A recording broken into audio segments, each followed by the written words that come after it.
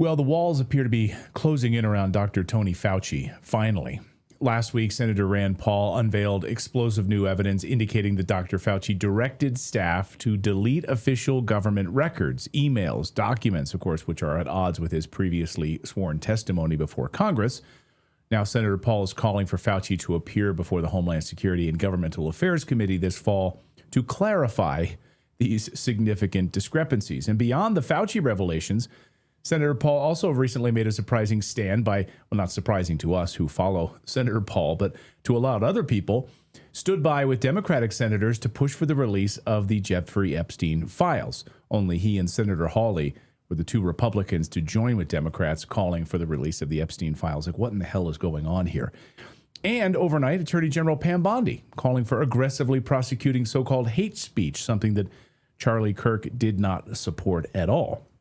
Senator Paul joins us now to talk about all of that and more. Senator, good to see you. Welcome back to the show. Thanks for having me. So do you think the walls are closing in on Dr. Fauci? Can you walk us through exactly what you've uncovered regarding these alleged requests to delete official records? So during the entire Biden administration, I've sought records of what went on, the decision-making, why did they fund the research in Wuhan, China? Why were they suppressing evidence that the origin of the virus came from the lab accident? And we got nothing. The Biden administration stiff-armed us at every turn. They prevented us from getting virtually any documents. Most of the things we learned during the Biden administration actually came from freedom of information, people outside of government challenging, and the court forcing the Biden administration to reveal things. And then with the new election, though, we got significant promises from Secretary Kennedy and others that they would reveal a lot of these documents. It took about 6 months. There was some resistance, not from Secretary Kennedy, but from minders that were put around him who I think were preventing us from getting the documents. Finally, we've gotten the documents, and we've been looking through them for about a month now. What we've discovered is in the communications between Anthony Fauci and others, including the head of the NIH, Francis Collins, he would say, read this. This is some more crap coming from me, the senator from Kentucky. I want to be done with this. When you're done reading it, delete this material. That's illegal. You're not allowed to delete emails and discussions about government business if you're in the executive branch. So he also has testified that he didn't do that. So it's sort of two crimes. One crime is destroying federal records. The other crime is that he's previously under oath said he wouldn't. Now, there is the big question of the autopen pardon. And so that will have to be challenged. But I think this is the best case. It's a good case. I think it's very neat and tidy, lied to Congress, and then destroyed records. Now he has the autopen. Does the autopen pardon hold? Is it enough? Was President Biden aware of what he was doing? There were thousands of autopen pardons that were issued. I think there's a very good question whether or not Biden was aware of that. They've interviewed the person who was running the autopen, and he says he never met the president. So the person doing the autopen never discussed it directly. He's hearing it from higher-ups who were talking to higher-ups who allegedly talked to the president. So I think there's a lot to go on here, and this is a good chance for this to get into the courts and for, frankly, the Department of Justice to fight it out. Whether or not they will do that is an open question, but what I can say right now is I have invited Anthony Fauci involuntarily. If that is accepted, we're done, and we will bring him in. If it's not accepted, we will subpoena him. A couple of things to unpack there. I guess on the autopen piece of this, how, the dates in these emails and where this, alleged crime might have occurred, does it fall under that umbrella of the autopen time frame? Because I know in some of these autopens, it was very specific. I mean, when you looked at Hunter Biden, it was very specific time frames going back to very oddly dated autopen moments. So would this fall under that umbrella? My understanding is that the umbrella was a decade. So it was a decade leading up to the end of Biden's term. So it's pretty wide. And that's another question. Can a pardon include forgiveness for crimes that aren't alleged at the time? Can it include crimes that are all-inclusive? I mean, would it include murder? I mean, the thing is how do you have a pardon that doesn't specify the crime you're being pardoned for? It specifies a period of time, but it says oh, anything you might have done during that period of time. I don't know how that kind of pardon can be upheld. A pardon usually is very specific. Someone's been accused of a crime, they're in jail, and you pardon them for that crime. Or they're getting ready to be tried for a crime, you pardon them for that crime. So I think there's a lot of questions about the validity, if you can have a wide open pardon, and whether that pardon can be done by an autopen where the president may or may not have been aware of it. Now, what sort of specific, are we talking about prison time here? Like what type of specific crimes, destroying federal records? What sort of teeth does that have? Lying to Congress is the biggest one, probably. It can be 5 years in prison, is a felony. Destroying records, I think, adds to that crime and is against the law. So I think lying to Congress will be the most consequential. But it also shows what kind of person we were dealing with here. We were dealing with a person who was saying there's no way it came from the lab and I didn't fund it and we had no idea they were doing dangerous research. But we have contemporaneous emails when he was saying publicly he had no idea and it couldn't have been gain of function. He was saying privately, we're very worried about that lab because we know they do gain of function research there. And the gain of function research was funded by the United States government with the approval of Anthony Fauci. So virtually everything he said during the entire pandemic was untrue about the origins, but also untrue about what to do. Do cloth masks work to prevent the transmission? They don't. And yet he was parading around with the Washington Nationals mask, telling everybody to wear a cloth mask. And that was bad advice. You know, I mean, for someone to say that's going to help you and you take their advice and you get infected, that's bad advice. You mentioned Secretary Kennedy in all of this. How forthcoming has the Trump administration been to, I mean, you know, it's kind of like looking back at yourself in a lot of ways, right? I mean, Dr. Fauci was standing there alongside President Trump, Operation Warp Speed, the whole thing. So in many ways, this is shining a light on yourself. How forthcoming has the Trump administration, Secretary Kennedy and others been on your pursuits here of Fauci? Secretary Kennedy, NIH Director Jay Bhattacharya, FDA Director Marty Makary have all been very, very willing to help, very cooperative. And it took a little while to get things going, but I don't think it was their fault. And now we're having complete cooperation and exchange of information. And like I say, it's a lot of information to search through, but our initial investigation has come up with this, I think, very clear-cut evidence that he lied to Congress when he said he did not destroy federal records, when in fact, not only did he destroy records, he was advising other people to do the same as well. Will he testify? I know you said you've put that request out. Has he any response yet from his side? We gave him a deadline for the response, which will be either the end of this week or next week. And then at that point, if there has not been a response, at that point, we will issue a subpoena for him.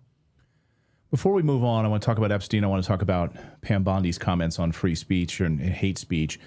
But, you know, there's been a number of revelations. Naomi Wolf's new book on the Pfizer papers just dropped. We're going to have her on the show. But also this new revelations about lockdowns and how absolutely destructive it was to young people. I mean, just thinking about my 3 kids during this whole time, it was devastating. It was devastating. Think about the kids who were getting ready to leave to go off to college in those last 2 years. Have you really looked now upon reflection about what these lockdowns have done to our children and maybe put sort of rails and safeguards in place that we never go through this again? What's your thought on that? You know, when you look at the results, I think there is clear-cut evidence that our kids were harmed by, you know, being kept out of school and being isolated. But there's no evidence on the other side of the ledger. There's no evidence of scientific benefit. The disease in the end infected everyone. Everybody got it, whether you were vaccinated or not. The vaccine didn't stop transmission. But we also know that children, healthy children, didn't die from this. So unless your child had a particular health problem, they should have been back in school within a month or two. In Europe, they were back in school in June of 2020. I had Fauci before me in May and June of 2020 saying, why aren't they back in school? And him once again going off on some tangent saying, oh, we're worried about this disease and that disease, and we can't guarantee that they'll be safe. We had information coming from China even before the disease got here that it was extraordinarily less virulent, extraordinarily less harmful to children, and that children weren't dying from this. So we knew early on they could have been in school. But once again, it was directed from Anthony Fauci on down, as well as the teachers' unions getting involved, that they can't go to school. But the scientific evidence was never in favor of keeping the schools closed. Well, I just want to say thank you for your work on this. I mean, it really, our audience greatly appreciates it. And please just don't ever give up on trying to get to the bottom of this. We definitely appreciate it.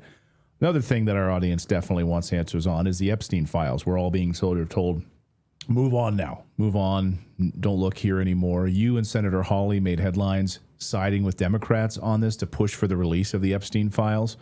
Why did you break with your Republican colleagues? And what in the world is their argument to keep these things hidden? I think peace and stability in a constitutional republic like ours, it's necessary that people believe that the justice system, everyone's treated the same. We had a period of time in our history where it didn't appear that minorities or black individuals were treated the same as white individuals, and there was evidence of that. Now, the question before the Epstein papers is, are the rich treated the same as regular people? Or are the rich getting special benefits? Are the rich not being prosecuted for something that if a middle-class person did it, they would be prosecuted? Now, I don't know the answer, but I know that the public perceives that rich people got off. I don't know if it's true or not, but I think when there's such a large part of the public that is worried that justice isn't blind, that justice is different depending on your level of income, I think we should reveal all the records. Either that will be borne out or the records will reveal that nobody got a special deal. But, I just think that it'd be better. I think the only way to restore trust in our judicial system is to allow that information to come out. If these files remain sealed, what do you think the long-term consequences will be for public trust in government institutions? And we're still waiting on JFK files, for crying out loud. Well, I think secrecy, begets more distrust. Secrecy and misinformation. So the government secrecy and misinformation over vaccines has led to more mistrust of vaccines. I don't blame those of us who have some questions about vaccines. I claim the people who've been lying to us and saying that your baby needs a hepatitis B vaccine when most people with common sense don't believe that's true. And then what it does is it leads to more hesitancy over all of the vaccines. It's the same with lawfare. If you don't think that, everybody's being treated equal, I think your mistrust heightens and you become more suspicious of the entire legal system. And I think that's not good. I think there has to be a certain amount of trust that we have in institutions, but institutions only deserve trust if they actually are trustworthy. And so the government needs to tell the truth. And, all this discussion of misinformation, the greatest exponent of misinformation has been the government. So it's the government who needs to be held to task on this. I want to talk about hate speech. Attorney General Pam Bondi yesterday set off a firestorm. Just talking to conservative friends, whether they're MAGA or conservative, it doesn't matter. And there seemed to be a common refrain among all of the people I was talking to last night, which is, we are conservative. We do not abide this move. So I'm racking my brain to understand what she has to say here. She said, hate speech that crosses the line into threats of violence is not protected by the First Amendment. It's a crime. For far too long, we've watched the radical left normalize threats, call for assassinations, cheer on political violence. The era is over. So she says, basically, we're going to go after anyone treated as a felony who goes after public officials, members of Congress, their families, with hate crime legislation. Or I guess they're going to push for this in some way. They're going to really actively go after this and investigate these individuals. The firestorm from the right. I mean, when they say, like, hey, everyone on the right's monolithic, that's not true at all. People on the right were furious about this. People sharing Charlie Kirk's comments. He was vehemently against this idea of hate speech. I'm just going to quote Charlie Kirk's comments here just so I get it correct. Let me pull it up here. Charlie Kirk said, hate speech does not exist legally in America. There's ugly speech, there's gross speech, there's evil speech, and all of it's protected by the First Amendment. Keep America free. So what do you have to say to Pam Bondi? What's your response on all of this? be thoughtful, think this through before you start enacting legislation. I knew Charlie pretty well, and I knew that to be his opinion. I've also watched what happened in Europe, what's happening and unfolding in Europe, where there are all kinds of hate crimes. If you don't use someone's preferred pronouns in Europe, you can go to jail. And yet the head of the student union at Oxford could mock and disdain Charlie Kirk's assassination and still be head of the student union. I think there's ways to shun people. I think there's ways to get at people who are hateful or who show sort of this utter disdain. So, for example, they arrested a student yesterday at Texas Tech, but they arrested him for hitting somebody with their sign, not for what the sign said, but for hitting somebody with their sign. It's the same way with some of the protests on campus. It isn't necessarily the anti-Semitic language, but if you are sort of detaining a Jewish student, not letting them proceed, or if you're breaking windows and getting into college buildings, there are ways to punish people who are taking over the campuses for action, not for their speech. Once we start going down the road of speech, there is a great danger to where this ends up. And so, but I think that, there are other ways of policing this and being upset about it. For example, if you're in the military, you have a code of conduct. You have to act in a certain way. You really don't have complete speech. Part of your contract is you can't politic in your uniform. You actually really are somewhat limited in being involved in active campaigns when you're a soldier. You made it as part of your contract. If you work for me in my office, we don't have a written contract, but it's sort of unwritten that if you're trashing me on social media, you're not in the right place and you probably won't remain. So, I mean, there are ways of doing this. In college, you have to be honest. There's an honor code. You can be kicked out for that. But there are, I think, ways of getting at this. There was the woman on the internet recently. They're showing her she's the wife of a colonel. She's not under a code of conduct, but she had her 2 children, parading them out there, laughing about how funny it would be if Donald Trump dies. I think at the very least, the colonel deserves a talking to, that his code of conduct and the way his wife is acting reflects on him as a soldier. Does that mean he's fired or canceled or that there's hate crimes? No, but there is some recourse. And there's also the idea that we should shun from political society. We should shun from civilized discourse. We should shun people who think it's funny that Charlie Kirk was dead or assassinated. I think we should try to do that. But none of that means we should have speech crimes. Yeah, and adding more laws and legislation on top of hate crime laws and other things that, we already have protections in place. If you assault someone, you cause battery on another individual, that's a crime. Like, we already have these laws in place. We just need the proper police force. We need the proper jurisdiction in these liberal cities to actually enforce these laws instead of letting these individuals out if they do actually make an arrest on these people.